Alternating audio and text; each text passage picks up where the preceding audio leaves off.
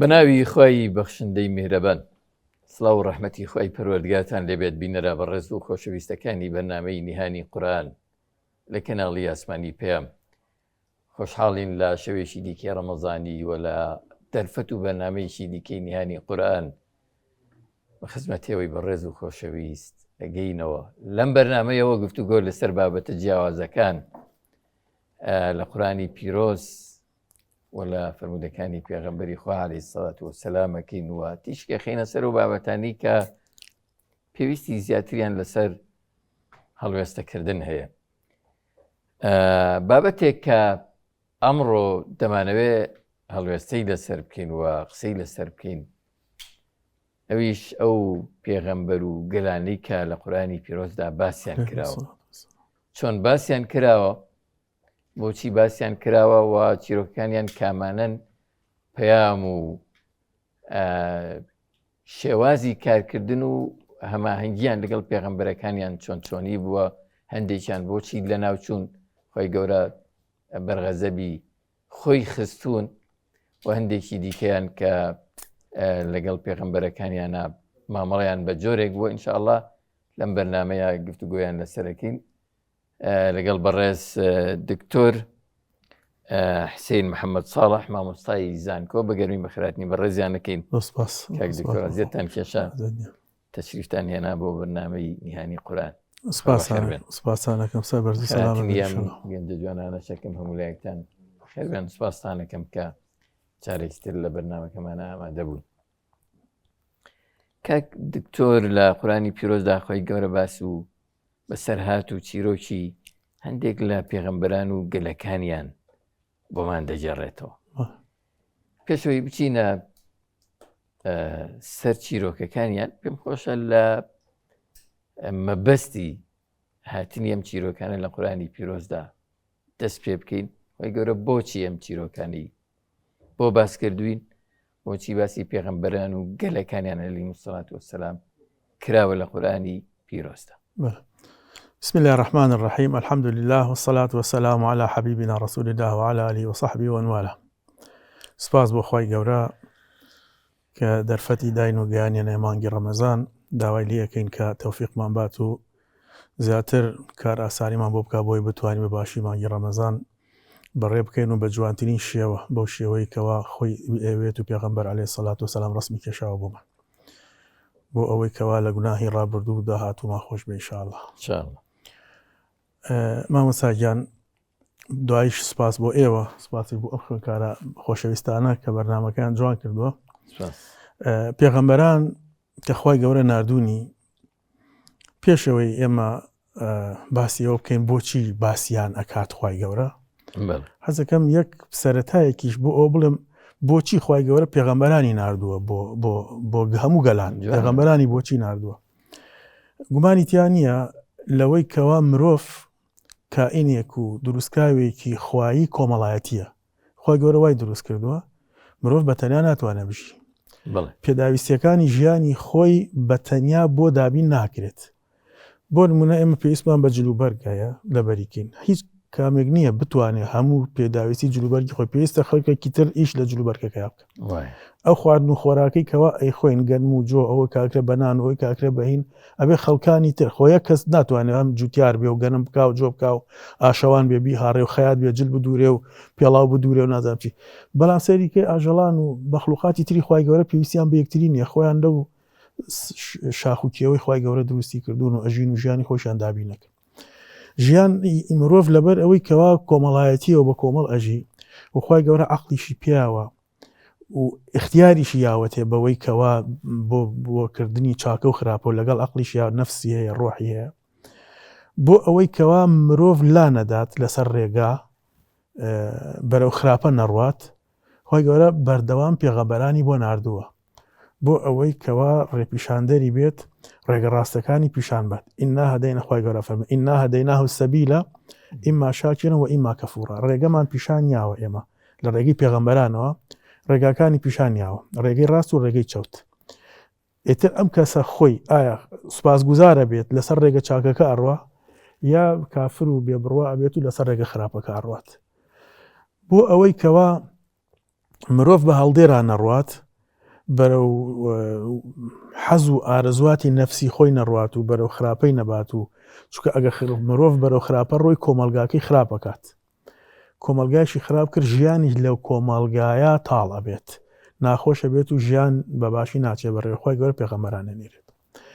ئەنجا بەسەرهاتی پێغەمبەرانیش خۆی گەورە کە باسیەکان لە قورئانە خۆشی پێمان ئەڵێ بۆچی باسم کردووەتە. ئەوەتا لە سورەتی یوسفا خۆی گەورە فەرمێ لقد كان في قصصهم عبرة لأولي الألباب. لە گێڕانەوەی بەسەرهاتی پێغەمبەرانە هەموو پێغەمبەران چونکە قورئان پانتایەکی یەکجار زۆری بۆ بە قسە و بەسەرهاتی پێغەمبەران و گەلانی پێشوو تەرخان کردو باسی کردو هەر لە ئادەم پێغەمبەرەوە سەلامی خوای لێبێ هەتا وەکو محەممەد عەلەیهی سەڵات وسەلام و لەگەڵ قەومەکەیە و لەگەڵ قوڕەیشا زۆر هەمووی باس کراوە، زۆربەی هەرە زۆری باس کراوە. ئەفەرمێت بۆ ئەوەیەک لەم گێڕانەوەی بەسەرهاتەکانیان عیبرەت و پەندی تایە لئولی الئەلباب بۆ ئەو کەسانی کەوا خاوەن عەقڵن، خاوەن دڵن، خاوەن ناخن تێ ئەگەن. ڕووداوەکان ڕووداوی مێژوویین. ئیبن خەلدون لە پێناسەی مێژووە کە تەبا خەڵکێکی زۆر پێناسەی مێژوویان کردووە، بەس ئیبن خەلدون زۆر بە دەقیقی بۆی ڕۆیشتووە. ئیبن خەلدون ئەڵێ مێژوو کە بەسەرهاتی گەلانە دوو ڕووی هەیە، ڕوویەکی دیاری هەیە گێڕانەوەی بەسەرهاتەکانە بەس تەنها بۆ گێڕانەوە بۆ وەکو حەکایەت خوانەکان و مەجلیسگەرمکردن. ئەڵێ ئەمە هیچ بەهایەکی نییە مەجەڕەد بۆ گێڕانەوە بێت، بەڵکو دیوێکی نادیاری هەیە لە گێڕانەوەی ئەو بەسەرهاتانە ئەوەیە کەوا خەڵکی دەرس و پند و عیبرەت وەرگرێت لەو ڕووداوانەی کە لە پێشترا ڕوویانیاوە. ڕووداوێک ڕوویاوە دەرەنجامەکەی چاک بووە بۆتە خێر و بەرەکەت و خۆشی بۆ خەڵکی ئەگرێت چاوی لێ بکات و سوودی لێوەربگرێت و قازانجی لێ بکات. ڕووداوێک ڕوویاوە دەرەنجامەکەی خراپ بووە بۆ تەمای نەکبەتی و چارەڕەشی و خراپە بەسەر گەل و نەتەوەکە و کۆمەلگاکە مرۆڤ ئەبێ خۆی لێ دوو بخاتەوانێ. یعنی هەر کاتێک مرۆڤ گەیشتە ئەوەی کەوا پەندی وەرگرت لە ڕابردوو وای گەورەش فەعتەبیروا یا ئولی الئەبصار ئەی خاوەن بیناییەکان، خاوەن چاوەکان، خاوەن ئەی تێگەشتووەکان عیبرەت وەربگرن. عیبرەت وەربگرن. عیبرەت وەرگرتن بۆ ئەوەیە کەوا تۆ ڕابردوو کە ئەبینی وەکو ئەڵێن مێژوو ئاوێنەی ڕابردووە داهاتوو پیشانەت کە تۆ تەماشای ڕابردووەکەی ئەتوانی بەردەمی خۆتی پێ ڕووناک بکەیتەوانێت چۆن هەنگاو بنیت. ئەوان چۆن هەنگاویاننا چاک بوو ئەتوانی وا هەنگاو بنیت و چاکتری کەیت و بەرەو پێشی بەری. هەنگاوەکانی ئەوان خراپ بوو دەرەنجامەکەی خراپ بوو ئەبێت تۆ ئەو هەنگاوە نەنی. جا کەسێک کە دەرس و عیبرەت وەرناگرێت لە ڕووداوی ڕابردوو هەموو ئەو غەڵەت و ڕووداوانە دووبارە و سێبارە و دەبارە و ئەمانە کاتەوانێ ینی کۆمەلگایەکی بێ ئەزمون دەرەچێت کە نازانێت چۆن هەنگاو بنێ بەردەوام بەدەستی چواردەور و بەدەستی خەڵکی تر و بەدەستی ناحەزانیەوە وەکو لوعبە و ئامرازێکی لێ هەرچۆنێکی بێ بۆ شێوەی لێکات. ئەرچی ئەم پێغەمبەرانە بە تەهدید بە پلە یەکەم چی بووە؟ ئەرکی پێغەمبەران کە خۆی گەورە نردوونی بەرچاو ڕۆشنکردنیان و ئاگادارکردنەوەیان یەکەم لە تاکو تەنها پەرستنی خوا وحدانیەتی خوا بە هەردوو لایەنەکەیەوانێ ڕبوبیەت و ئولوهیەت. یعنی بە خوای گەورە بە خوا و خالق بزانیت کە ئەمە مشتکینی قوڕیشی ژانزانی ولئین سەئەلتەهم من خەلەق السەماوات والأرض لەیەقولون الله. ئەگەر لێیان پرسی کێ ئەرز و ئاسمانەکانی دروست کردووە ئەیان و الله ئەڵڵایشانە ناسی. لێیان بپرسی کێ باران ئەبارێنێ لە ئاسمان ئەیان و الله. ئەمە جانیبی ئولوهیەتەکەیەتی کە خوایە و خالقە بەدیهێنەرە ئەم کەونی دروست کردووە چونکە عەقڵی ئینسان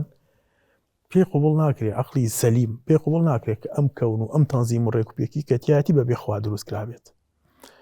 بەشی دووەم گرنگەکەوا ڕبوبیەتی خوای گەورەیە یعنی پەروەردگارەتی خوا یعنی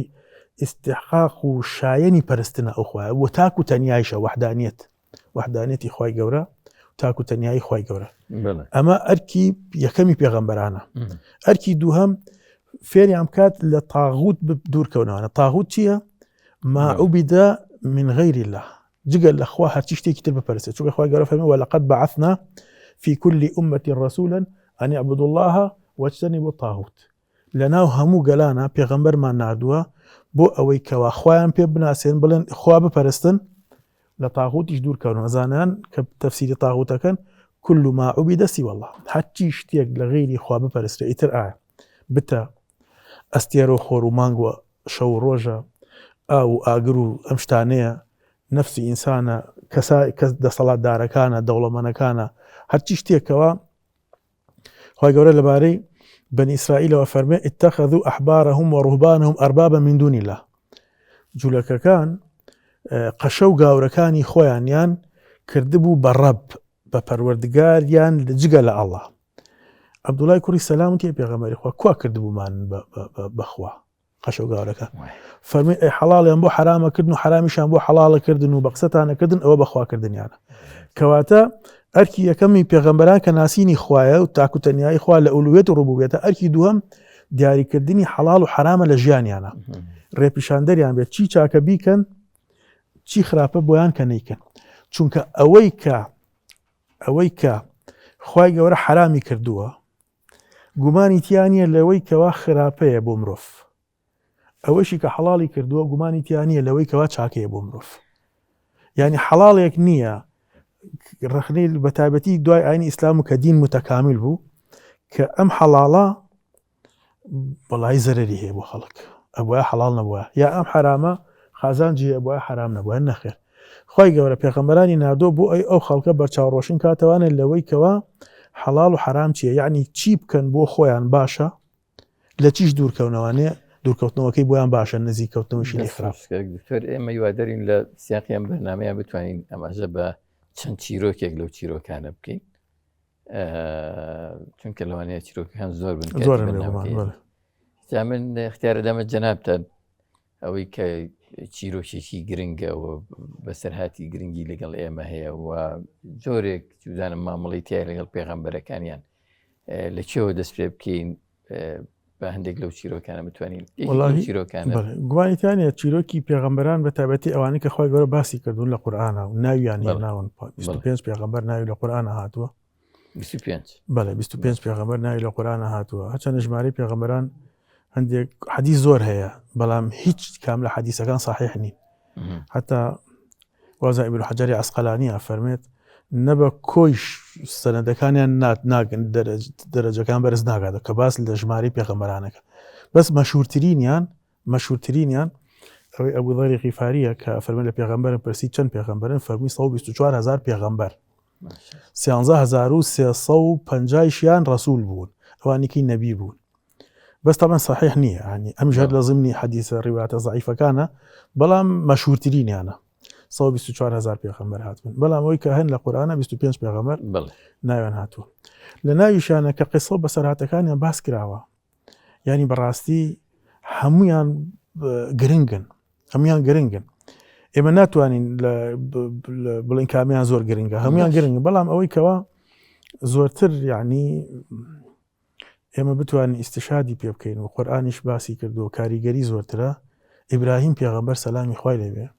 کە بە ئەبول ئەنبیا ئیژناسا چووکە لە دوای ئەوە هەرچی پێغەمبەرانە لەنەوەی ئیبراهیمن حتا محەممەدیش عەلەیهی سەڵات وسەلام کۆتای پێغەمبەران و بەنی ئیسرائیلیش کە دژایەتی پێغەمبەریان کرد عەلەیهی سەڵات وسەلام لەبەر ئەوەش دژایەتیان کرد ئەیانزانی کە لەنەوەی ئیبراهیمە بەس حەزیانەکرد لەنەوەی ئیسحاق بوایە لەنەوەی ئیسحاق بوایە چونکە هەموو بەنی ئیسرائیل لەنەوەی ئیسحاقن ئیسرائیل کە یعقوبە ناوی یعقوبە کە کوڕی ئیسحاق و ئیسحاقیش کوڕی ئیبراهیمە زۆربەی پێغەمبەرانی بەنی ئیسرائیل لەنەوەی ئیسحاقن تەنها محەممەد عەلەیهی سەڵات وسەلام لەنەوەی ئیسماعیلە بۆیە دژایەتیشان کرد زۆر کە حەزیانەکە گەل لە بەنی ئیسرائیل بەنی ئیسحاق وایە دژایەتیان ناکرد لە قورئانە چیرۆکی حەزرەتی ئیبراهیم عەلەیهی سەلام چۆن هاتۆ لە کێوە دەست پێ ئیبراهیم پێغەمبەر بە کورتیش بێت ئیبراهیم پێغەمبەر سەلامی خوای لێبێ کێشەی قەومەکەی لەگەڵیانە کە بەرکەوتەی بوو لەگەڵیانە مەسەلەی ناسینی خوا و تاکوتەنیایی خوا بوو کە ئێستاش بەداخەوە ینی عەبەسیەت و ئیلحاد و ئەمانە زۆر باوە لە ڕاستیە ئیبراهیم پێغەمبەر تەرکیز و جەختی لەسەر وەحدانیەتی خوا بوو تەبەڕای لە هەموو پەرستراوەکان کرد جگە لە ئەڵڵا حتا لەگەڵ باوکیا زۆر هەوڵیە لەوەی کەوە باوکیشی بێنێتەوە سەر ڕێگەی ڕاست بەڵام باوکیشی بە قسەی نەکرد و دژایەتی ئیبراهیم پێغەمبەری کرد سەلامی خوا لێبێ. لەو پێناوە ئیبراهیم پێغەمبەر تووشی ئەوە بوو کە بیسووتێنن ئاگری منجەنیق و بە منجەنیق ئاگری گەورەیان بۆ کردوانێ و بیسووتێنن. ئیبراهیم پێغەمبەر سەلامی خوای لێبێت تەزحیەی بە خۆی یا و ئامادە بوو بچێتە ناو ئاگرەوە. یەک ئاماژەی زۆر گەورە لێرە بەدیەکرێت. خی گەورە بە ئاگری فەرموو قولنا یا نار كوني بردا وسلاما على ئیبراهیم. بەس خۆ ئیبراهیم پێشەوەی بچێتە ناو ئاگرەکەەوە نەی ئەزانی ئەم ئاگرە نایسووتێنێت نێزانی ئاگر نایسووتێنێ. طبیعەتی ئاگر وایە سووتێنەرە خەڵکە سووتێنێت. ئیبراهیم پێغەمبەر سەلامی خوای لێبێ ڕازی بوو بەوەی کە بیخەنە ناو ئاگرەکەەوە ئەوە دار کۆکرێتەوانێ و ئاگری پێوەنرا و ئاگر بڵێ سایەوە چە بە ئاسمانە وانە لە دوورەوە کەس خۆی پێ ناگیرە لەبەر بڵێسەی ئەم ئاگرە. ئیبراهیم ئەمە بۆ تۆیە و ئەخرێتە ناو ئەم ئاگرەوە پەشیمان بەرەوە لەم خواپەرستیە. ئەم سزادانی حەزرەتی ئیبراهیم عەلەیهی سەلام لە بەرامبەر چییە بوو؟ هەر لە بەرامبەر ئەوەیە بوو کە داوای یەکتاپەرستیە کرد لەوانیان ئازاری پێگەیان؟ داوای یەکتاپەرستیە کرد ئەنجاوەکو مناقەشەی عەقڵی لەگەڵەکردن. سەرەتا ئەوان ئەیان و ئێمە خۆر و مانگ و ئەستێرەوەمان ناپەرستین ئەوە تا پێیانەوەکو مناقەشەیەکی عەقڵی ئەستێرەکانە بێ ئەمە چەند جوان ئاسمانیان جوان کردووە ئەستێرە خوای منە مانگ دەرەکەوی ئەستێرە دیار نامێنێ ئەڵێوە چی بوو چۆن ئەبێ من خواکەم دیار نامێنێ مانگ باخوا بێت دوای ڕۆژ هەڵیێت هەڵێ وەڵا مانگیش دیار نەما مانگی چۆنە بێت دیار نامێنێ ئەی خوا چۆنە بێت نامێنێ کەواتە ڕۆژ دوای شەو دایێت ڕۆژی نامێنێ ئەڵێ ئەمانە مناقەشەی عەقلیە لەگەڵ یانە کە ئەیکا بۆ ئەوەی کەوا پێیان سەلمێنێ ئەمانە خوانین دوای نەخوا ئەوەیە کە ئەمانە هەمووی هەڵە سوڕێنێت ئەبێ ئەمە بێ کە ئەمانە هەڵە سوڕێنێ دروستکەری ئەمانە بێ لەمانە گەورەتر بێ نابێ ئەمانە خوا بێ بتەکان ئەو ڕۆژەی کە جەژن بۆ چوونە دەرەوانە و نەچوو لەگەڵیان هات بتەکانی شکان گەورەکەیان نەبێ هاتنەوە بتخانەکەیان نەبێنە سەیرەکەم بت هەمووی شکاوە ئەمە کێوای کردووە قالوا سمعنا فتى يذكرهم يقال له إبراهيم ئێمە گەنجێکمان ئەبینی بەخراپە باسێکە ئیبراهیم قالوا فأتوا به على أعين الناس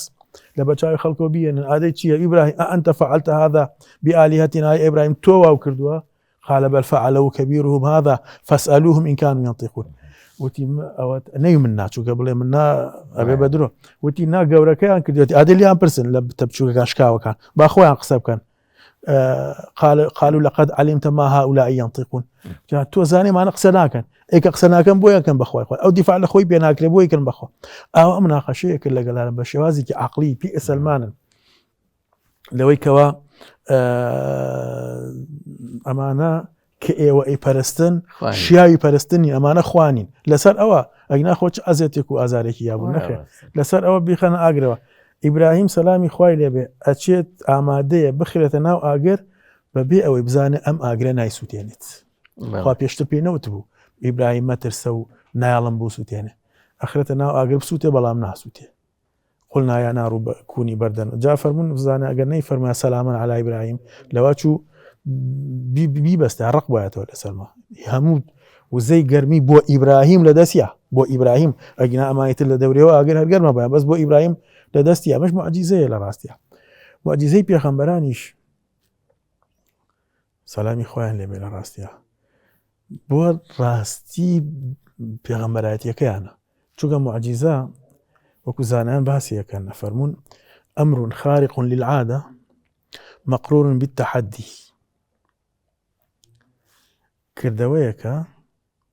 کردەوەیەکە پێچەوانەی عادەتە ئاگر سووتاندنە ئاگری سووتاندنە ئەنجا مەقرون بالتحدي ئەبێ ئەم پێغەمبەرە تەحەدایشی پێ بکات بۆ ئەوەی ئیسباتی داواکەی بکات ئیسباتی داوای پێغەمبەرە هەموو پێغەمبەران وابوو ئەوە ئیبراهیم پێغەمبەر خارق للعادة ئاگر خەڵکە سووتونە بەڵام نایسووتێن ئیبراهیم ئامادەیە. ئیبراهیم لەبەر ئەوەی یەکتاپەرستێکی ڕاستەقی نەبوو یەکتاپەرستی ڕاستەقی نەبوو فەرموو ئینە صەلاتی وەنوسکی ومەحیایە ومەماتی لله رب العالمین وانە ئەی فەرموو کەوا من هەموو شتێکم بۆ خوایە هەموو شتێکم بە پێغەمبەریش فەرمی عەلەیهی سەڵات وسەلام ئیقتیدای پێ بکە. ئوستاز کاتێ ئەم موعجیزەیان ئەبینن لە پێغەمبەران و بەتایبەت ئەم ئاگرە کاریگەری لەسەر دروستەکردن ینی طبیعەتی ئەو گەلانەوە بوو ڕاستی دوای ئەوە کە مۆجیزەکەیشیانە بینی ئەیانۆمە سیحرە باوەڕێن ناکرد بۆیە خۆی گەورە گەلەکانی لەناوە بردن لەبەر ئەوەی کە ئیسە بۆ نمونە ساڵح پێغەمبەر سەلامی خوای لەبێ مۆجیزەکەی حوشتر بوو ئەگەر هەر باسی بۆمان بکەی چیرۆکەکەی ساڵح پێغەمبەر سەلام ئەگەر هیچ لە ئیبراهیم نەماوەتەوە وەڵام زۆر ئیبراهیم هەر چەند بەرنامەیەکی کەواتە بە باسی ساڵح پێغەمبەر سەلامی خوای لەبێ مۆجیزەکەی حوشترێک بوو کەوا لە بەردێک هێنایە دەرەوە خۆی گەورە لە بەردێک بۆ هێنایە دەرەوە ئەوان داوایان کرد قەومەکەی داوای مۆجیزەیان لێ کرد وتیان لەو بەردە گیاندارێک وتی باش داوای کرد لە خۆی گەورە حوشترێک بەڵام ئەم حوشترە پێی وتن ڕۆژێک ئاوی گوندەکەتان ئاوی شارەکەتان هەموو ئەسەر چاوی ئاوەکە ئەوەی خواتەوە ڕۆژێکیش تایبەت بێ تایبەتە بە حوشتێکە حوشتێکی زەخم بوو بەڵام توخنیشی نەکەون توخنی نەکەون بەڵێنیان پێ نەیکوژن وتیان باش ما هەر ماوەیەک و خۆیان پێ نەگیرا فقال لهم رسول الله ناقة الله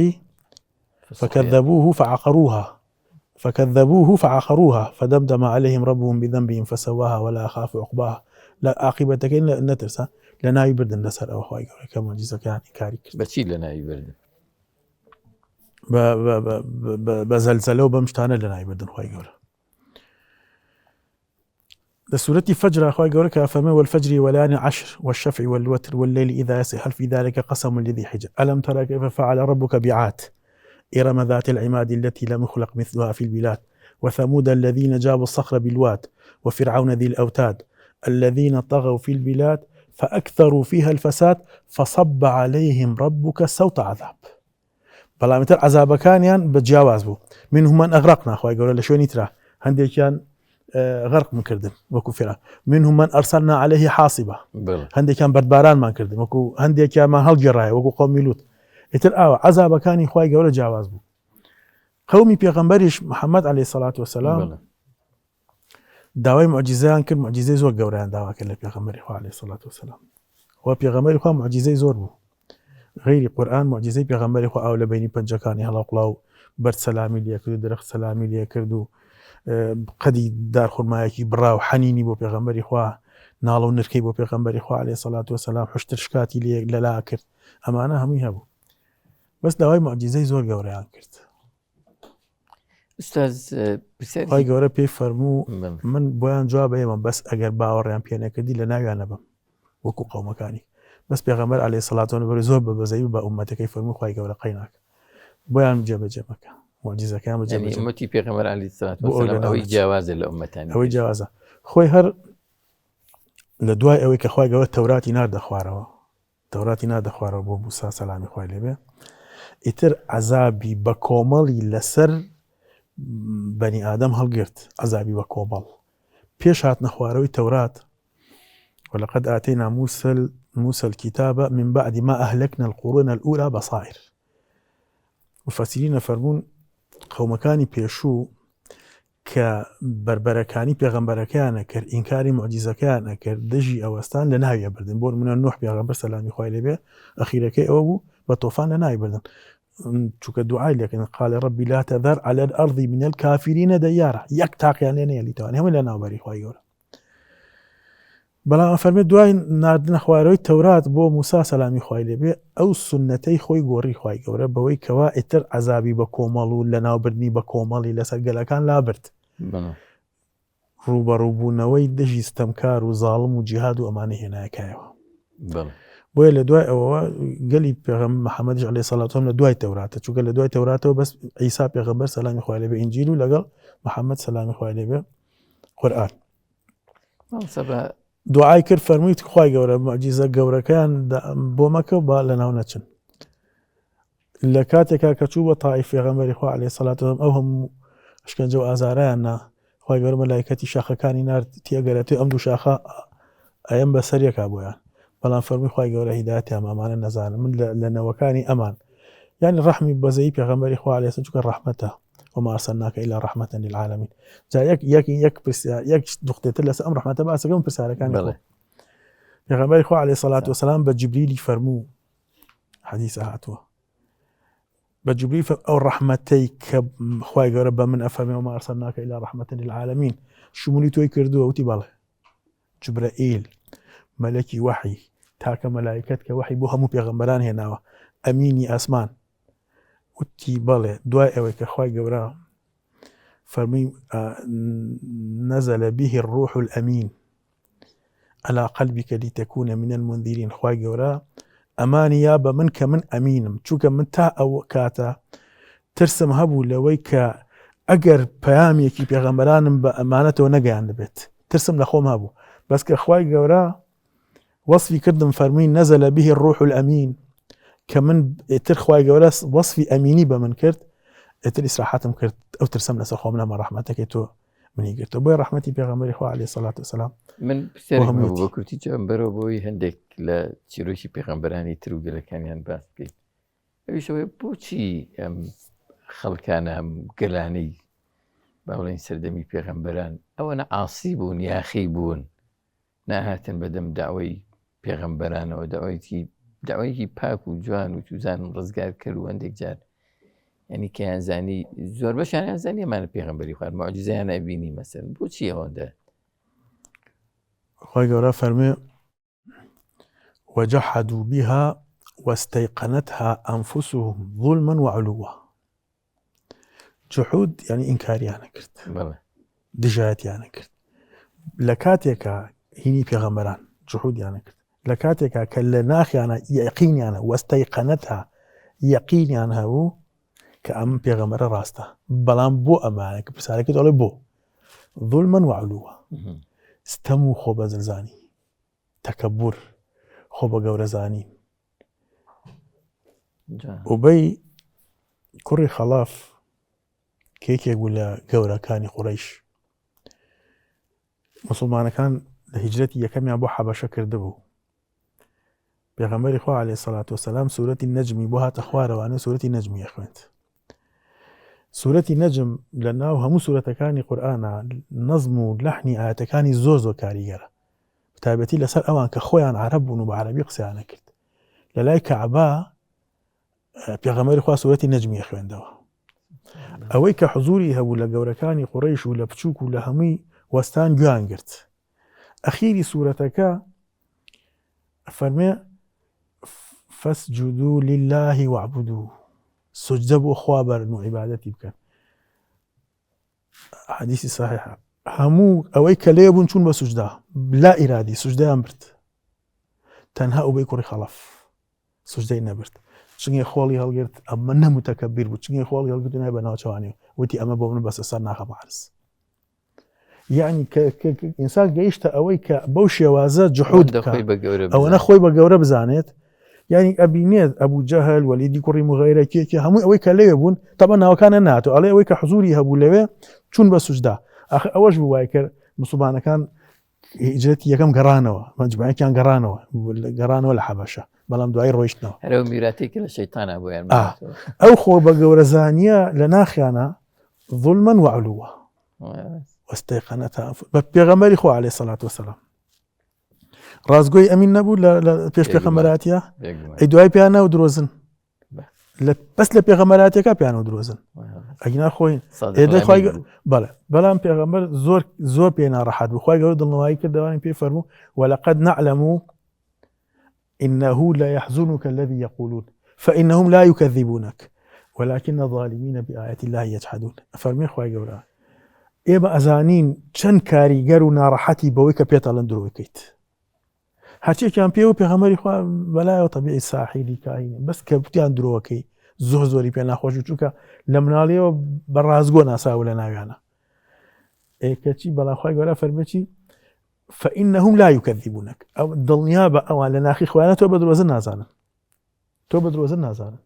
بەڵام ئەوانە زاڵم مستەمکارن تەبیعەتی زاڵم مستەمکاریش ئینکاری ئاەتەکانی خواکەن يعني أو آتيتر وجحدوا بها واستيقنتها أنفسهم ظلما وعلوا. ملكاك دكتور شيروشي كاريجري حضرتي نوح من هي عليه السلام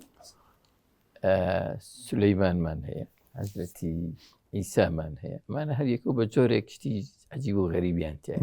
في الباشا للسركامي أنا الله السبكين هركامي كان إيه وفرم بله والله جاء حضرتي سليمان بله مەسەلەن دەسەڵاتێکی گەورە و ڕەها و خاوەنی توانای قسەکردن لەگەڵ بێگومان بڵێ سولەیمان پێغەمبەر سەلامی خوای لێبێ چونکە دوعای کرد فەرمووی دوعایەکی زۆر سەیری کرد بڵێ ئاەتەکە کە ئەفەرمێ لا ينبغي لأحد فەرمووی موڵکێکم بەرەیە ئاەتەکە بە هەڵت نەخوێنمەوە سەرەتاکەی ئاەت کۆتایەکەی ئەوێ لا ينبغي لأحد من بعدي بە هیچ کەسێکی گەی نەی لە دوای من ئەوەی کە بەمنیە بە هیچ کەسێک خوای گەورە بای بۆ مسەخەر کردبوو وسەخەرنا له الريح تجري بأمرنا رخاء حيث أصاب يعني خۆی و سوپاکەی پێی ئەڕۆیشتن ڕەواح وشهر غدو وشهر وڕەواح وشهر یەک مانگ ڕێگە ڕۆیشتن یەک مانگ ڕێگە هاتنەوە بە شێوەیەک جین لە بەردەستیان مسەخەر بوو کاتێکەوە هەواڵی هودهودی پێگەیشت لە هودهودەوە هەواڵی بەڵقیسی پێگەیشت لە سەبا کەوا قەومێک هەیە خۆر ئەپەرستن خوا ناپەرستن نامی بۆ نردوو دامە گۆڕینەوە لە بەینیانە و هەدیە بۆ نردوو هەدیەکەی گەڕانەوە دوای وتی وەرن ئەبێ بێن خۆت و دەسە و دایرەکەی بیت بۆ لام وەتونی مسلمین بە تەسلیمەوە ئەگینا جەشێکتان بۆ نێرم پێش و دوای دیار نەبێت توانای ڕوبەڕووبوونەوەیشیتان نەبێت ناچار بوو بێت دوای مشاوەرەوەمانە بەڵقیسە هات ئەوە گەیشتون تەبان ئەوان لە سەبە سولەیمانیش لە فەلەستینە مەسافەکە زۆرە چەند مانگێک ڕێگایە سەبە لە یەمەنە ئەوە داخڵی سنووری شار بوون سولەیمانیش لە کۆشک و تەلارەکەیەوە و ئەیان بینێت دوورە لە دوورە لەو کاتە هات بە خەیاڵ یا قسەکەی هودهود وتی وەلەها عەرش عەظیم عەرشێکی زۆر تاج و تەختێکی زۆر گەورەیە لەو کاتە وتی کێ عەرشەکەیم بۆ هێنێت تاگاتە بەرەوە تاگە ئەیکم یەئتینی بعەرشیها قبل ئەن یەئتونی مسلمین پێشوی بگەن نزیک بوونەتەوە مانگێکە چەندێکە بەڕێکەوتون قال عفريت من الجن أنا آتيك به قبل أن تقوم من مقامك عفريتێک گەورەیەکی جن وتی من بۆ تێنم پێش ئەوەی لە شوێنی خۆت هەڵسی ینی دەوام تەواوێ عادەتی سولەیمان ژاو لە بەیانە تا ئێوارە لە شوێنی خۆی ئیشوکاری خەڵکی چووکە مەلیک بوو پێغەمبەر بوو مەلیک بوو بە کەڵکی نە ئەوان نزیکن ئەوە خەریک نەکەن وقال الذي عنده علم من الكتاب أنا آتيك به قبل أن يرتد إليك طرفك وتی ئەوەیان بەما نافەرمێت جین ئیتر ئایا ئینسان بوو یان جین بوو خۆی گەورە نەیفەرموو وقال الذي عنده علم من الكتاب علمي كتابي هو قال أنا آتيك به قبل أن يرتد إليك طرفك من بۆ تێنم پێش ئەوەی کە چاو داخست تروکان پێشەوەی هەڵی بریتەوە لەلاتە ینی دانان و هەڵبڕین نا بدا و خست هەڵی بری لێرە ینی پێش هەڵبرینەکەی لێرە لە یەک چاو تروکان بۆی هێنا بۆیان دانا کە بەڵقیزە دوای بەسەر قادر مەکان ئاڕوە خۆی هەڵەکە وازانێ ئاو و بەڵام وتی سەرحم و مەڕەد من قەواریر ئەمە لە قەواری دروستمان کردو ئاوەکە بەژێر یاڕە تۆ تەڕنەوە زانین قاچی تەڕەبێت تۆمانە تەسلیم بوو دوای وتی ئەمە عەرشەکەتە قال ئەهەکەذا عەرشوکی عەرشەکەی تۆش لەمەیە یا عەرشەکەی تۆ ئەوە قالت كأنه هو ڕێک ئەڵێەوە ڕێک خۆیەتی ڕێک ئەڵێ ئەوە ڕێک خۆیەتی ڕێک ینی باوەڕیوان نەبوو عەرشەکەی خۆی بێت زۆر تەعەجوبی کرد چۆن ئەم عەرشە ئەوەی ئەو یعنی ئەتیکە ئەمانەی بۆ دەرکەوت قال أسلمت مع سليمان لله رب العالمين تەسلیم بوو تەسلیمی سولەیمان بوو سولەیمانیش میراتگەری داودی باوکی بوو لە ڕاستیە وەوەریثە سولەیمان و داود لە مەسەلەی محاکەمەکەی شا خۆی گەورە فەرمێ ففەهەمناها سولەیمان داودی جوای زانی خۆی گەورە تاقی کردوتەوە نەچوو بە سوجدا کە غەڵەت حکمی کرد لە بینی إن هذا أخي له 99 نعجة ولي نعجة واحدة قال أكفلنيها وعزني في الخطاب بەڵام دوای خۆی گەورە ففەهەمناها سولەیمان وانە ئیدعاکەوە نییە هەر ئەو کردی گوێ بگرە لەوی کەش ئیتر بەو شێوازە باسی گفتوگۆیشی نێوان مێرولەکان لەبارەی جێشەکەی سولەیمانەوە هاتووە بەڵێ لە قورئانەوە چۆن قالت نملة يا أيها النمل ادخلوا مساكنكم لا يحطمنكم سليمان وجنوده وهم لا يشعرون فتبسم ضاحكا من قولها قال ربي أوزعني أن أشكر نعمتك التي أنعمت علي طبعا سليمان بخوي سباكي وكاروي ميلولو هاتونا در عادة ميلولا كان لبهاران ومانا كينا دروا ترشتكان أن الله خلنا بالخور ومانا وانيا يكي لوان قالت نملة مێلوورەیەکی مێینە تەوان مێلوورەکانیش مێینەکانیان سەرۆکیان بەڵێ ئۆتخۆلە بچنەوە ناو خوانەکانی خۆتان با سوپاکەی سولێمان نەتانشکێنن بەڵام بەبێ ئاگایی بەسەرتا لە بڕۆن بتانشکێن سولەیمانیش لەم حیوە قسانەی مێلوورەکە لەوان تێگەی یعنی لە هەمویان تێگەی تر دوای سوپات داوای کردی خوای گەورە بەڵام لەگە ئەم هەموو عەزەمەت و گەورەیەی سولەیمانیشە کە مرد جینەکان نەیانزانی مردووە فلما قضينا عليه ما دلهم على موته إلا دابة الأرض تأكل من سأته فلما خر تبينت الجن أن لو كانوا يعلمون الغيب ما لبثوا في العذاب المهين في العذاب الأليم ئەوە بەسەر دارەکەیەوە بە عەساکەی بەسەریەوە بوو کە لەسەر کورسی و عەرشەکەی دانیشتوو بەسەریەوە مردبوو سولەیمان بەس نەیانزانی مردووە کەس نەیزانی کە مردووە هەتاوەکو خۆرە دارەکەی خوارد و دارەکە لەژێر دەستیان شکا و کەو بەدەما ئەو کاتە زانیان ئەگەر غەیبیان بزانایە لە عەزابە نامانەوە ئەمش ئاماژەیە بۆی کەوە مەسەلەی غەیب بۆمان من دەرفەتی شەدەم بڵم گەنجانە هەندێک پرسیار بکەین لەبارەی پێغەمبەران و گەلەکانیان و پەیامەکانیان و عەزابی ئەو عەزابی بەسەر گەلەکانیان هاتوون دەرگاکراوێت چی پرسیارەکەن بابیکەن بۆخوا سەرتا بسمیڵاهی الرحمانی الرحیم خێراتتانەکەین خۆی گەورە پاداشتان باتەوە بە حەقەت مۆزوعەکانتان زۆر بە واضحی بۆ بەیان کردین و باستان کرد جەزاکم الله خەیرەن ئەگەر خۆم ناسێنم ناوم وەفایە و قۆناغی 11 زانستیم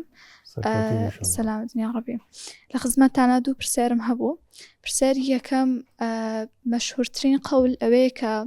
124,000 پێغەمبەر هەبوون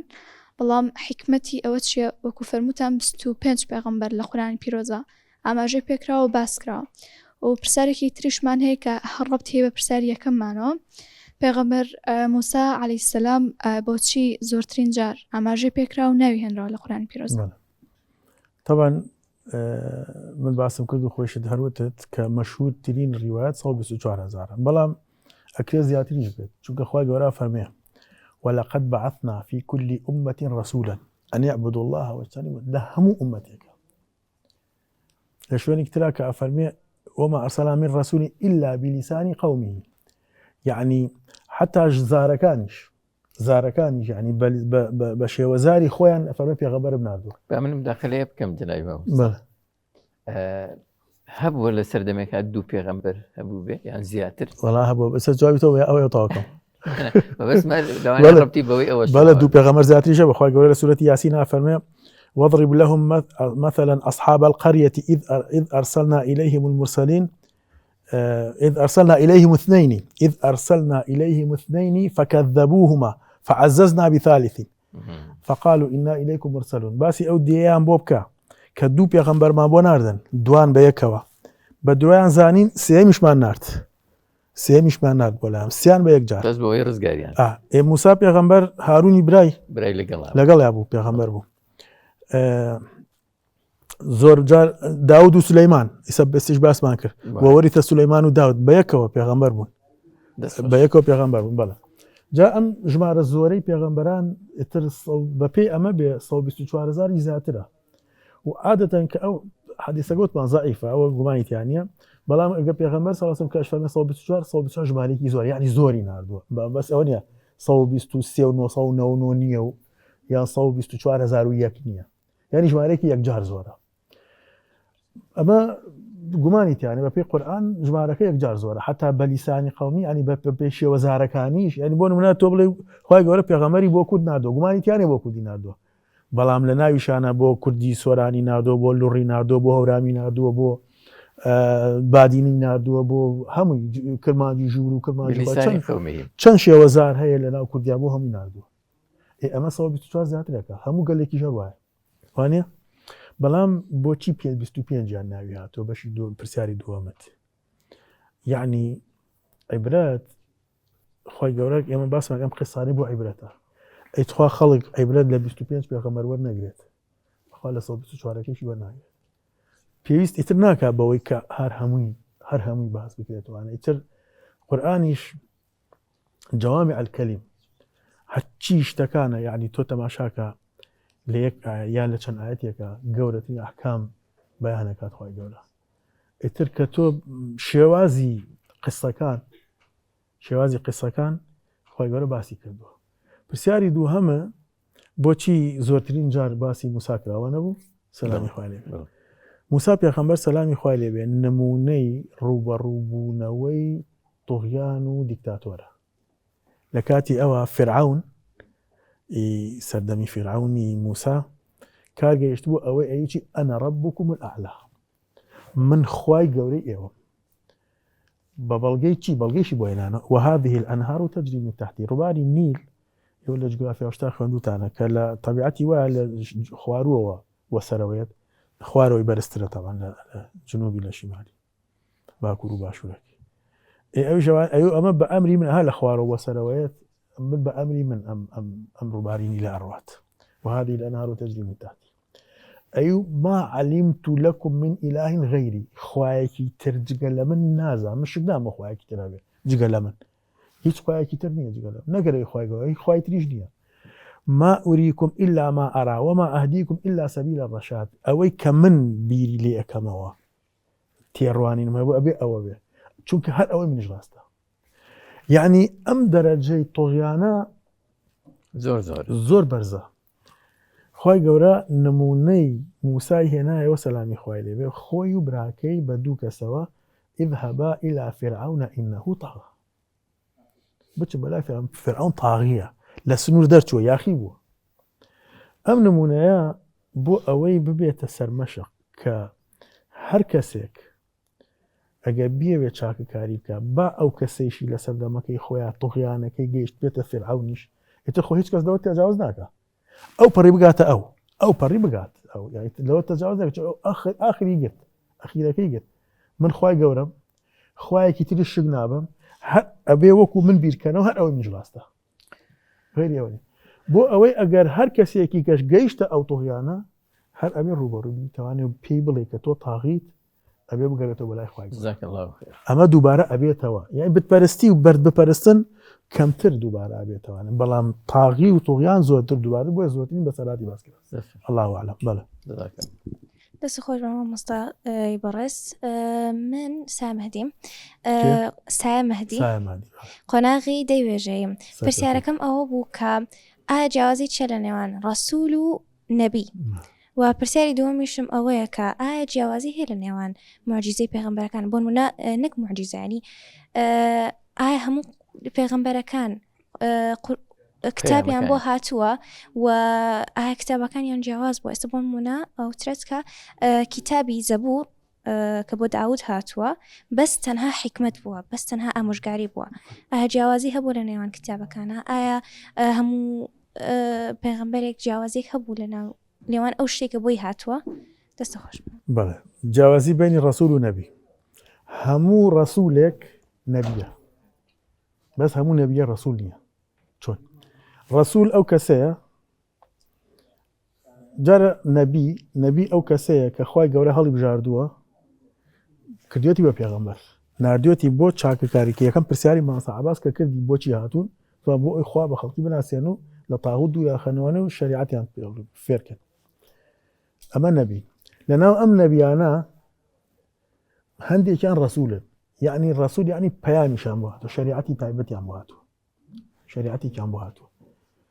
یان درێژە پێدەری و بە هەندێک گۆڕانکاری شەریعەتەکەی پێش خۆی، وەکو چۆن ئینجیل لەگەڵ تەوراتە عیسا پێغەمبەر فەرمێ سلام ولأحل لكم بعض الذي حرم عليكم وجئتكم بآية من ربكم. من هەندێک شت لە تەوراتە کە لەسەرتان حرام بوو من هاتووم بەتا حەڵال کردم. تەمە خۆی ناخوای گەورە بۆی حەڵال کات، چونکە ئەوان لە عقوبا خوای گەورە هەندێشتی لەسەر بەنی ئیسرائیل حرام کرد، ڕەحمی پێکردن عیسایش هەندێک دوای من کەون ئیتر خوای گەورە هەندێک لە حەڵالەکە حرامەکە تا بۆ حەڵالەکە. ئەو کەواتە هەموو ڕەسوولێک نەبیە. ڕەسوول ڕیسالەی هەیە، بەڵام نەبی ڕیسالەی نییە، مەرجی نییە ڕیسالەی هەبێت. یعنی ئەوانەی پێش خۆیان ڕۆشتون، بەڵێ ئەوانەی پێش خۆیانە، یان هەر خوای گەورە شتی قسۆتە دڵیەوە و لەسەر زمانی خۆی وتوێتی، وەکو چۆن حەدیثەکانی پێغەمبەری خوا عەلەیهی سەڵات و جیاوازی لەگەڵ قورئانە، خەوەر وحیە لە خواوە، جیاوازی لەگەڵ قورئانە ئەوەیە لەفزی لە پێغەمبەرەوەیە، لەفز و معنای لە پێغەمبەرەوەیە، بەڵام قورئان لەفز و معنای لە خواوە. بەڵێ ئەمە جیاوازیەکەیان. پرسیارەکە چی بوو؟ پەیامەکان بەڵێ جیازی پەیامەکانیان هەندێک جار تەواوکەری یەکتری بوون هەندێک جاریش یعنی تەنها لە شریعەتە با یەکشت تخواڕون کەمە ماسا باس دین لە ئادەمەوە هەتا محەممەد عەلەیهی سەڵات وەسەلام یەک دینە ئین الدین عند الله الئیسلام بەس شریعەتەکانیان جیاوازە شریعەت بەپێی سەردەم و کاتەکان خوای گەورە شریعەتی جیاوازی ناردووە یعنی چی بۆ ئەم سەردەمە بۆ ئەم کۆمەلگایە باشە بۆی ناردوو مەسەلە حەڵاڵ و حەرام چی بۆ ئەم سەردەمە هەندێک گۆڕانکاری لە بێکار هەیە وەکو ئەوەی کە ئیسا باسماکە عیسا فەرمی وەلیئوحیل لەکم بعض الذی حرم عەلەیکم هەندێک شتان وە جیاوازی مۆجیزەکانیشان بەڵێ هەر قەومێک هەر پێغەمبەرێک مۆجیزەیەکی تایبەتی هەبووە و لەناو قەومەکەیە چی باوە ئەو مۆجیزەی هەبووە بسم الله الرحمن الرحيم بخير من ماما صايبة رسالة ما هاتن من إلهام عباس مخوان كاري أمادي دو برسيارم هبو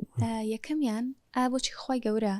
زۆرترین پێغەمبەری بۆ بەنی ئیسرائیل ناردووە ئەما گەڕێتەوە بۆ ڕەحم و بەزەی خۆی گەورە تەنها یاخود دەگەڕێتەوە بۆ نزمی ئاستی تێگەیشتنی ئەو بەنی ئیسرائیلە ئەو گەلە بۆ شتێکی تریش وەکو جەناب تەنامەژەتان پێکرد خۆی گەورە لە قورئانی پیرۆزا فەرمێ ولقد بعثنا في كل أمة رسولا أن يعبدوا الله واجتنبوا الطاغوت توين بڵین پێناسی ئومەت چۆنە چۆن ئومەتێک پێناسە کراوە لەو کاتە ینی چۆن ئومەتێک جیا کراوەتەوە بۆ نمونە ئێستا کە شار هەمووی جیا کراوەتەوە ئەو کاتە چۆن جیا کراوەتەوە چۆن خۆی گەورە ئومەتێک هەڵبژاردەوە و پێغەمبەرێکی بۆ ناردوون مەسەلەی دەستخۆش مەسەلەی زۆرترین پێغەمبەر بۆ بەنی ئیسرائیلی بۆ بەنی ئیسرائیل زۆرترین باسی پێغەمبەرانی بەنی ئیسرائیل کراوە نەک زۆرترین پێغەمبەر بۆ بەنی ئیسرائیل چونکە هەر پرسیارەکە هەرەوە لە هەموو گەلێک بۆ هەموو نەتەوەی پێغەمبەری ناردووە خۆی گەورە بەس زۆرترین باسی پێغەمبەرانی بەنی ئیسرائیلی لە قورئانە کراوە لە نەوەکانی چونکە ئیبراهیم پێشتر وتمان ئیبراهیم ئەبوو الئەنبیا باوکی پێغەمبەرانە ئیبراهیم دوو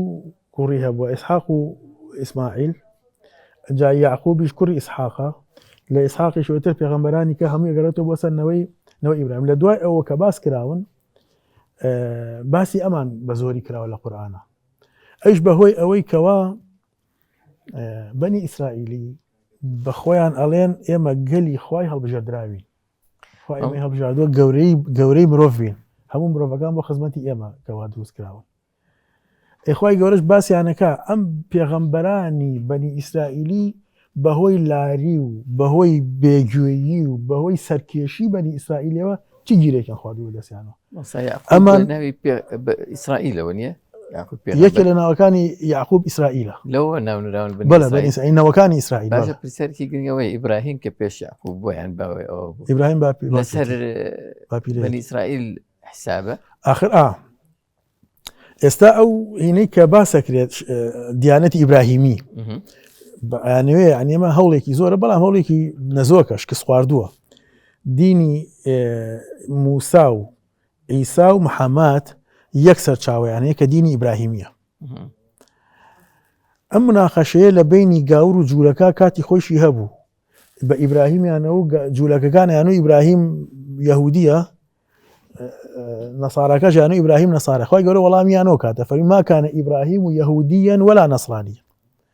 نه يهوديا نه نصرانية ولكن كان حنيفا مسلما وما كان من المشركين جل شانه كتير فرمي وما أنزلت التوراة والإنجيل إلا من بعده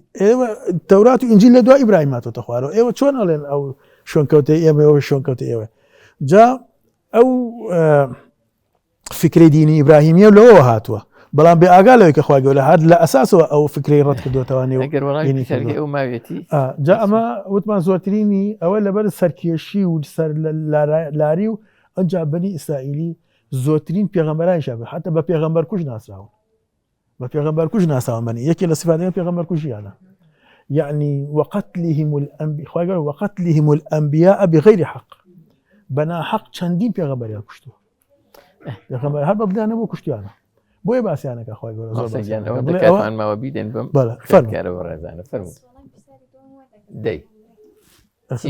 پرسیاری وتی چۆن نەتەوە جیاکراوە خوا گەورە فەرمی فی کولی ئومەتین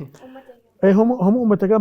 بەپێی ئەو ناوچەی کەوا تیا ژیاون بەپێی ئەو زارەی کە قسەی پێکردوون بەپێی ئەو پەیوەندی و ڕابطەی کەوا لە بینیانە دروست بووە بۆ ناساونەتەوە جیاکراونەتەوە یا بە بۆی نەسەبیانەوە جیاکراوەتەوە سەر نەتەوەی بەنی ئیسرائیل بەوەی نەسەبەوەیە کوڕەکانی یعقوب و کوڕەزا و نەوەکانی یعقوب پیانەتە بەنی ئیسرائیلی دێ ئەو چەندین پێغەمبەریان بۆ هاتووە. بەڵێ. بسم الله الرحمن الرحيم والصلاة والسلام على رسول الله محمد صلى الله عليه وسلم وعلى آله وصحبه أجمعين. بس خرج لبرنامج اجتماع سجل مخرات دكتوري خوشي زكين سپاس. مرة بعد عثمان ما مصمم لبن كي روشن بفكرني لبركني قرآني بيروز هاوكات خون كارم لا زانكو جاشي بيدايم مروي لا كوليج ياسا وراميري لبش ياسا ما مصمم عزيز يك برسيارم هبي توصل برسيارك دري جاكم بدلاني والله ما جناب كل بلا سري پیغمبران عليهم السلام تكرا كهاتون هەریەکەیان معجزەیەکیان بۆ خولقا و هەرێکیان چەندە هەم نەک معجزە چەندە هەم معجزەیان بۆ دانراوە و هەر لە پێغەمبەر نوح عەلەیهی سەلام کە ئەم هەموو کە ئاوەکە بەرز بووە زائیدەن ئەو کەشتە دروستی کرد یا سەیدنا ئیبراهیم و ئاگرە کە تووشی بوو یا چەندی قسەی پێغەمبەر سەیدنا موسی عەلەیهی سەلام یا لە پێغەمبەری خاص صلی الله علیه و سلم محەممەد عەلەیهی سەلام تێکرا بە کورتی هەریەک و کە چیرۆکانی ئێستا باز ناکرێت. باشە لەگەڵ ئەمەشا کە لە ڕۆژی قیامەتە کە بەرزترین چین پێغەمبەرەکان من النبیین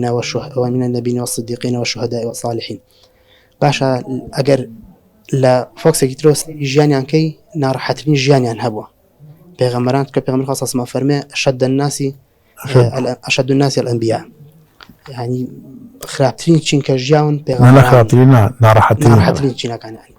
كجيان پیغمبران عليه السلام حتى مثلا سا پیغمبر عليه السلام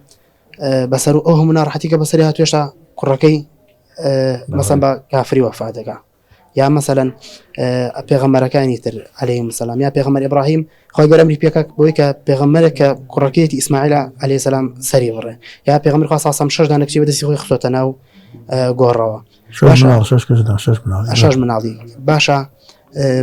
ئەمنا ڕەحەتیانە کە بەسەریانە هاتووە ئەمە هەر عیبرەتێ بۆ لأولی الألباب یان بۆ ئەوە کراوە کە ئەمانیش پێغەمبەرن و بەشەرن و ئەبێ ناڕەحەتی ببینن بۆ هەردووکیان بۆ هەردووکیان هەم عیبرەتە یعنی تۆ پند وەرەگری لەمانە ئەوان چۆن توش بوون تۆشەگە تووشی شتێکی وابیت دڵی خۆ بیتەوانێ بە ژیانی پێغەمبەران سەلامی خۆیان لێبێت وانە بۆ تەسلیە بۆ هین ئەنجاوەکو خەڵکیش بە عام دەرز وەرگێ لە ژیانی ئەوان لەگەڵ نەتەوەکانیان لەگەڵ قەومەکانیان ئەوانە بۆ شێوان بەسەر هاتووە ینی بەلامانەوە سیر نەبێت لە کاتێکا کە تۆ چەندێک هەوڵێ خەڵکی بانکەی بۆ دینی خوا بۆ لای ڕێبازی ئیسلام خەڵک وەڵام نەهاتەوە بەڵکو دژاتیشی بکەن تەشبیه نەبێ وەکو بەرپرسەکانی ئێستا نەبن دەبێخیان هایلا بێگومان بسم الله الحمد لله والصلاة والسلام على رسول الله من أيوب مصطفى مع مصادة بن كيروشن بو فكرون لبركني قرآني بيروز هاو كان درچی پێشی پەیمانگا لە بەشی پەرستاری پرسیارێک مەهمە مامۆستای خۆشەویست بەس خۆشیان بەرنامە جوانشتان یەکەم ئایا حکمت چییە دووبارەکردنەوەی ئاەتەکانی قورئانی پیرۆز بۆ هەندێک بابەت وەکو قیسەی موسا ئایا بۆ چەند جارێک باس کراوە و ئایا بۆ لە قیسەیەکی وەکو ئەصحاب الکهف یەک جار باس کراوە حکمت چییە لەم دووبارکردنەوەی قورئان و زایدەن پرسیاری دووەمیشم عەفوو لەبەر کاتەکەش تا چەند ینی گرنگە ئەو بابەتە چیرۆکانی قورئان بۆ لایانی تەربیەت و لایانی ئاداب بۆ فێرخواز و بۆ قوتابیان باز بکرێت ئەگەر جاری وایە زیادەشی پێوە ئەکرێت ئەمە چەند جاری بین یانی لە بابەتێکا بۆ نمونە کە باسی پێغەمبەر ئەگرێت چەند شتێکی زیادی بۆ زیاد ئەمە دروستە ئەم بابەتەوە زیادی بۆ زیاد بکرێت و بۆی چیرۆکە زیاتر پتەوە بێت و بە قووەتر بێت لایانی سێرکردنەوەی لە دووەمەوە جواب تێم وانێ زیادکردن لەسەر قسە و چیرۆکی قورئانی نەک بە قووەتی ناکا بەڵکو شتێکی ناپەسەند و خراپە ئیسرائیلیات تێکەڵکردنەوە شتانە ئەمە باش نییە چۆن هاتووە بێ وا بڕوات چونکە خۆی گەورە باشترین شێوە ئەزانێت ئیسفادی چی لێکرێت هەندێک شت یعنی جەدوای نییە بۆی باسی ناکە بۆیە زیادکردنی و بۆ تشویق پێوەکردن و تەشویقکردنەوەمانە نەک باش نییە بە خۆتی ناکە بەڵکو خراپە و پەسەند نییە. پرسیاری یەکەم مەسەلەی بۆ زۆر هەندێک بەسەرا زۆرە هەموو موقیفەکانە سەری موقیفەکانی موسا سەلامی خوای لێبێ لەگەڵ فیرعەونە یان ئیبراهیم لەگەڵ قەومەکەیە هەر شوێنێک کە باس کراوە بە جۆرێکە موقیفێکە جیاوازە بەس ئەسحابەکە بەسەرهاتێکە و خوای گەورە ئیجارەتەوە لە ڕۆیشتن و چوون ئەشکەوتەکەەوە ئەو حاڵەتەکەیان بوو بینیک یەک موقیفیان نەبوو لە بەرامبەریان ئەوەسان و دوای ڕۆیشتن دوای هاتنەوە دوای چوونەوەی تر نەمان ژیانیان بەڵام موسا سەلامی خوای لێبێ، ئیسا سەلامی خوای لێبێ، ئیبراهیم سەلامی خوای، ئەمانە کە زۆرترین جار باسییان کراوە، نوح پێغەمبەر سەلامی خوای لێبێ زۆرترین جار باسی سێری کە هەر جارە و جۆرێکە، هەر جارە و موقیفێکە، هەر جارە و ئاماژە و دیلالەتێکە. بۆیە بۆ ئەوەی زۆرترین ئاماژە و دیلالەت لە ژیانانی وەرگێرە زۆرترین حاڵەتیشی باس کردو خوای گەورە و لە سەر و هەمیشە خوای گەورە خۆی ئەوێ ئەوە زۆرتر باسکە ئەوە کەمتر باسکە.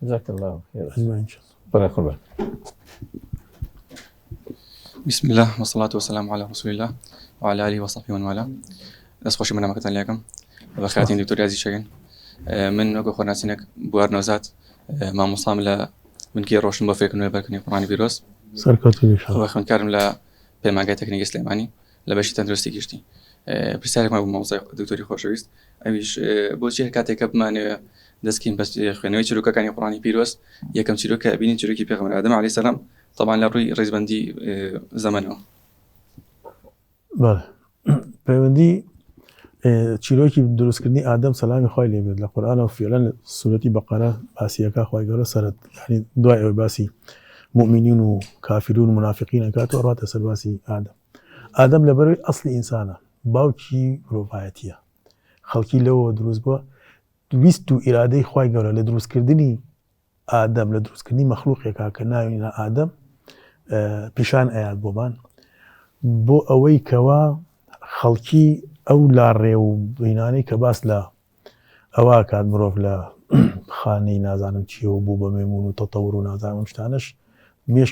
مێشکی تۆساب مێشکی مرۆڤەکان هەمووی سافکە بۆی کە بزانن هەموو ئەمانە لە یەک کەسەوە سەرچاوی گرتووە کە ئیش ئادەمە پێغەمبەریش فەرمی عەلەیهی سەڵات وسەلام كلكم من آدم وآدم من تراب. هەمووتان ئێوە لە ئادەم و ئادەم، یانی بۆ ئەوەی کە بزانرێت ئینسان مەخلوقێکی کائینێکی سربەخۆیە، خوای گەورە خۆی ویستی وا بۆ دروستی کردووە بەدەستی خۆی، خوای گەورە بەدەستی خۆی ئادەمی دروست کردووە سەلامی خوای لێبێت. کائینێکی خاصە، کائینێکی سربەخۆ، کائینێکی بەڕێزە لەم کەونا کە دروستی کرد، دوای ئەوەی ڕۆحی کرد بە بەریا، ڕۆحی خۆی کرد بە بەریا، فەرمانی کرد بە مەلایکەتەکان سوجدەی بۆ بەرن. ئەمە پیشانی مرۆڤایەت و بۆی بزانین ئیتر دوای ئەوە لەم نەوەی ئادەمە ئەم هەموو شتانی تر و دروست بۆ بڵاوی کردووە. مامۆستا بەڕێز کاتی بەرنامەکەمان تەواو بوو، ماشەڵڵا چیرۆکەکانیش پڕ لە حیکمەت و دوور و درێژن. خۆی گەورە دەرفەتمان بداتێ ئینشاءڵڵا بۆ داهاتوو بتوانین دەرفەتی زیاتر بەڕەخسێنین. سپاسی جەنابتانەکەم بەڕێز دکتۆر حسێن محەممەد ساڵح مامۆستای زانکۆ کە تەشریفتان هێنا بەرنامەکەتان ڕازاندینەوە. سپاس بۆ ئێوە کە لەگەڵمان نابوون، دەستان خۆش لێماندوو بوون کاتمان گرتن. سپاس بۆ هاوکارانم بۆ بینەرە بەڕێز و خۆشەویستەکان تا بێگەیشتنەوەیشی تر شاد و سەرکەوتوو بن خواتان.